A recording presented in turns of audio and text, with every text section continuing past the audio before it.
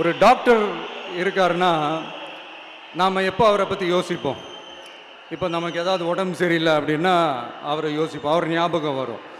அது மாதிரி நமக்கு ஏதாவது ஒரு பிரச்சனை அப்படின்னா ஒரு வக்கீலை தேடிப்போம், அவர் ஞாபகத்துக்கு வருவார். இது மனித இயல்பு.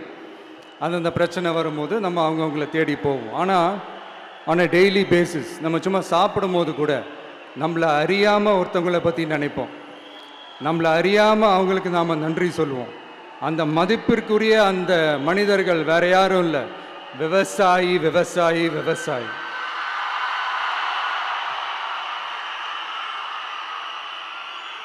அவங்க பார்க்கறதுக்கு வேணா சாதாரணமாக இருப்பாங்க, ஆனால் அவங்க சாதாரணமான மனிதர்கள்லாம் கிடையாது.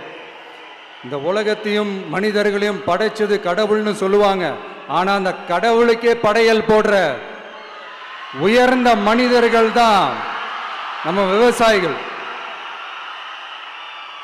இந்த பூமியில உயிர் இருக்குது, இந்த பூமியில பூ பூக்கும், காய் காய்க்கும், பூத்து குலுங்கும்னு இந்த பூமியை அழகா காட்டி இந்த பூமியை சாமி ஆக்கிறதுல இயற்கையோட சேர்ந்து நம்ம விவசாயிகளுக்கும் ஒரு முக்கிய பங்கு ஒன்று இருக்குது.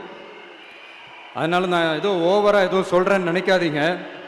எனக்கு இந்த அடுத்த ஜென்மம் மறுபிறவியை பற்றியெல்லாம் எனக்கு தெரியாது. அது உண்மை அப்படின்னா அடுத்த ஜென்மத்தில் நான் ஒரு விவசாயி குடும்பத்தில் பிறக்கணும்னு ஆசைப்படுறேன்.